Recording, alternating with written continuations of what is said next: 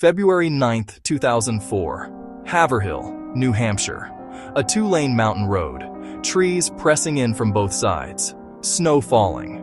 At 7:27 in the evening, a black Saturn Ion rounded a curve and struck a snowbank. The engine died.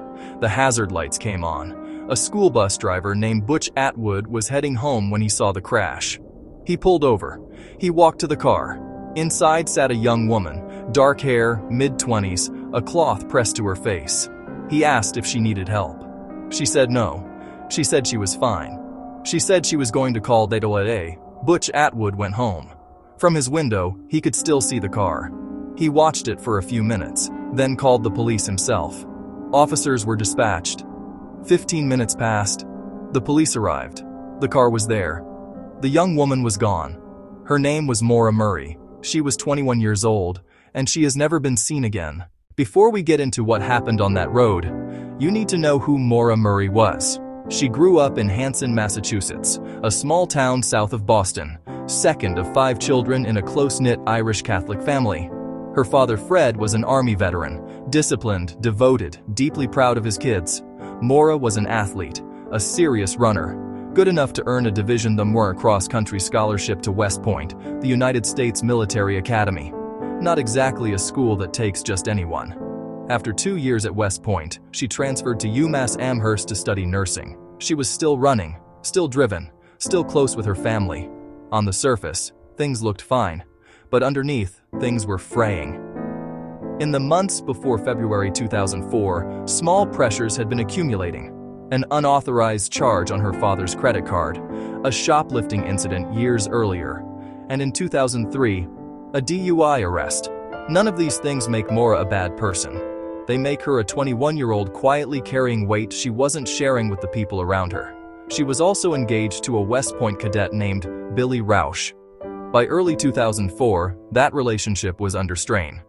Distance, stress, 2 young people trying to hold something together from opposite ends of the country. And then came the week of February 9th. In the days before she disappeared, several things happened that no one connected fast enough. February 5th. Maura was involved in a minor car accident in a university parking lot. She called her father. He drove out.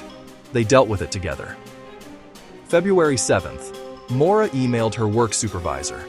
She said there had been a death in the family and she needed time off. There had been no death in the family. She sent similar emails to her professors. Polite, calm, deliberately vague. February 9th, the day she disappeared.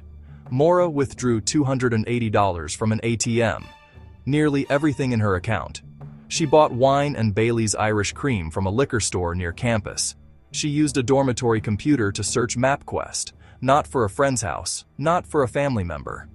She searched for the White Mountain region of New Hampshire, ski resorts, remote lodges. She packed a bag, clothing, personal items, enough for a few days. At 4:37 in the afternoon, she called her fiancé Billy. The call lasted 27 minutes. He later said she sounded upset, but not alarmed him. After that call, she got in the Saturn Ion. She told no one where she was going. She left no note. She called no one else. She just drove north. 2.5 hours later, she was on Route 112 in Haverhill, New Hampshire. She hit that snowbank. She spoke to Butch Atwood. And then, in the 15 minutes before police arrived, she was gone.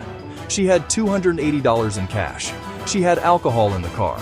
She had no known destination, no confirmed reservation, and not a single person who knew where she was going.